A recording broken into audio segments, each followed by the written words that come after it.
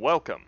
This will be the beginning of a tutorial series for players who are either new to ACE or have never played around with the settings. My goal for this video is to show you the quality of life improvements that you can make to become a more effective fighter with ACE 3. ACE 3 is very customizable, allowing you to change many settings according to preference. However, some settings are better than others and aren't enabled by default. We can fix that by going to the pause menu by pressing escape and clicking on ACE options on the top left corner of your screen. Here will be the menu that we'll be using to change said settings.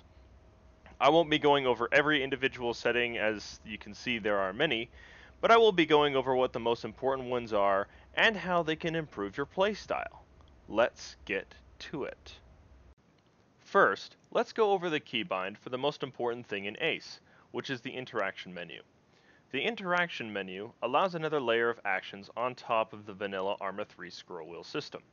This is accessed by default by the Windows key.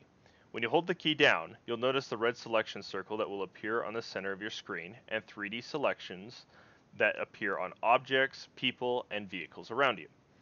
When you look at a specific interaction bubble, you'll notice that the menu will expand, giving you more options if there are any. To perform an action, release the Windows key on the bubble desired.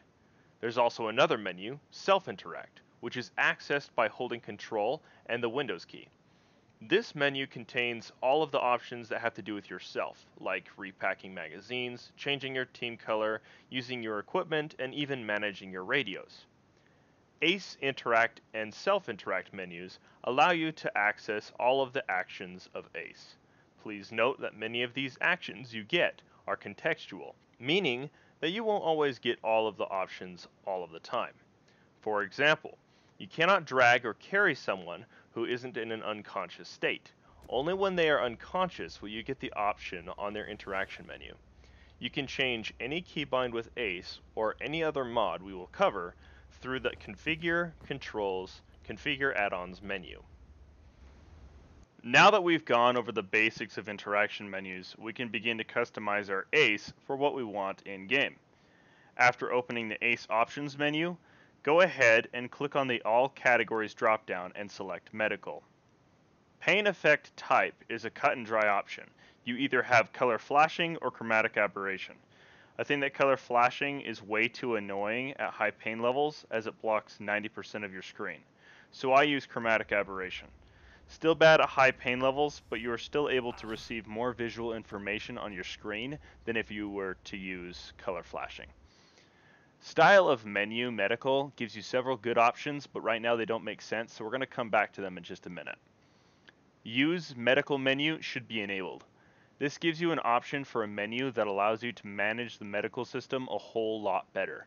If we jump on over to our Configure Add-ons keybinds, we can bind this menu to a key that makes dealing with traumatic care a whole lot quicker.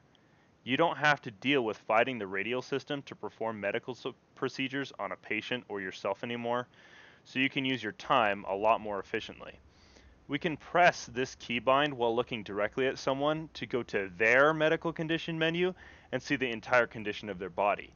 You can select a body part by clicking on it to get an overview of their injuries on said body part and initiate treatment from there. If you press the keybind while you aren't looking at someone, it will open your medical condition menu, allowing you to deal with your own wounds if you're still conscious. I'm not going to cover how to do medical things with ACE in this video, but I will cover it in the next one that comes out. Just a heads up and a big warning, if you use the H key, H in hotel, like I do in this video, absolutely ensure that you unbind your grenade key that's at a default of G or golf and bind it to the ACE throw system that I'm showing you on the screen right now how to do. If you do not do this, you may accidentally throw a selected grenade on top of someone who you're trying to care for, killing them and everyone around them, also including you. The ACE throw system is better in every way to Vanilla's throw system anyway. Now back to the ACE options menu. The style of menu I set to is radial, which gets rid of the 3D medical selections on the body. I feel this is much better, especially when you're trying to drag someone under fire. There's much less clutter on the screen and makes you able to get to your actions faster. If you still need those selections from the interaction menu, they're still there underneath their interactions on the list, but because you set up the medical menu, you really shouldn't need them at all. The next drop-down menu is all about the interaction menu. Many of these are preferential, but some of them will really help you get things done with ACE. I use self-interaction cursor, but I don't use cursor on interaction. Keep cursor centered is great if you have a smaller monitor resolution. But if you have a 1920 by 1080 plus monitor, you're better off keeping that to no. Display interaction menus as lists is game changing. I'm sure you've noticed by now that when I've opened my interaction menu, everything was in a list rather than spread out in a circle. Turn this on. It makes it so much easier to look at all of the things. I'm not sure why this isn't default behavior with ACE in the first place. Do action when releasing menu key set to yes is the default behavior. When this is set to no, you need to then click on the action to have it follow through. I have mine set to yes. Interaction menu background should be disabled in my opinion. It puts a dark or blurred background to everything and makes it harder to see around you and maintain situational awareness. Show actions for buildings sounds really useful, but the performance cost is serious, especially around towns. I leave this set to no because I like my FPS. Interaction animation speed should be 3x. There's no reason to make it any slower and gets you to where you want to go faster. Pass magazine and gestures on interaction menu are personal preference. I personally like them both. On to the name tag settings. Recently, Clear Backblast moved from ShackTac UI's name tags to ACE name tags. This allows us to see who is speaking and to check multiple people's names near us. Show player names should be set to enabled unless if you want extreme immersion. There's a bunch of different options for this one, but if you want to keep track of everyone, enabled will be your best bet. I think this by default sets itself to only on cursor, which is absolutely terrible.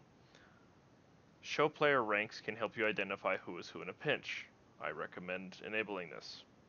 Show name tags for AI units isn't necessary, but it is something that I use. Show sound waves will show above a player's head when they speak. If you want them to work well, just keep it on use name tag settings.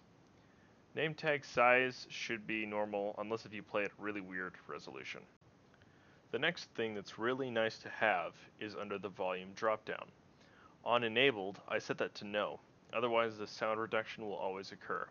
It might be useful to have it on when there's a crazy firefight going on, but at that point I don't think you have time to go into the options menu to turn that on. If you left it on all the time, you wouldn't be able to hear really much of anything. Reduction I keep at 70%. That might be too much or too little depending on your volume level in game as well as on your external speaker device.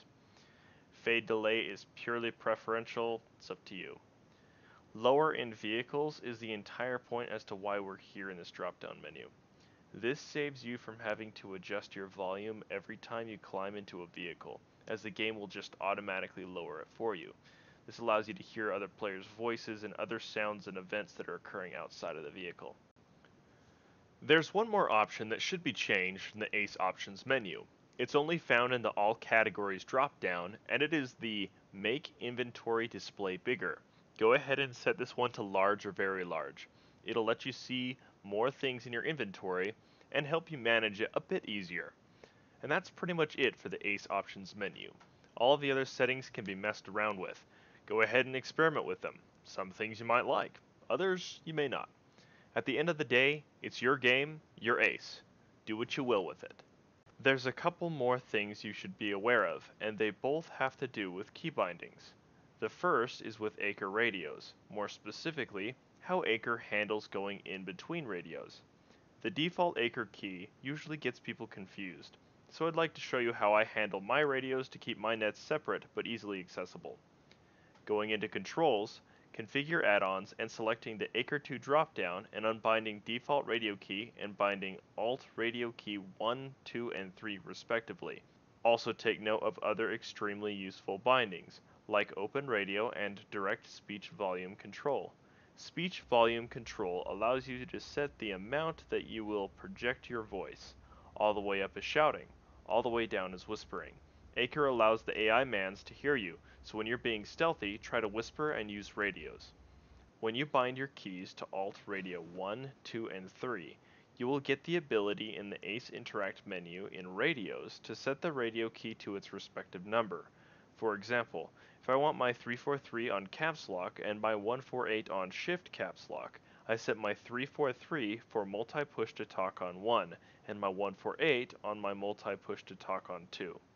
You pretty much will never have more than 3 radios. If you do, you are screwed beyond anything you'll ever be able to understand.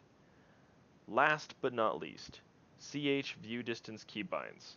CH View Distance is a mod that lets you adjust your view distance on the fly in a mission without having to fiddle with a bunch of buttons and menus. It's really nice except for one thing. For some reason it makes bindings to adjust your view distance and terrain quality that you can accidentally press. Kill those bindings and leave the Open View Distance Settings binding. That's the small menu that allows you to adjust things quickly so that you can adapt to a laggy situation. Thanks for watching. I hope this video has helped you in using ACE to shoot the mans. If you ever want to have an awesome multiplayer man shoot experience, hit Clear Backblast up. There's a link in the description to the Clear Backblast subreddit and the setup guide to get started. We have organized missions every Saturday, and we'd love for you to join in. Hope to see you there.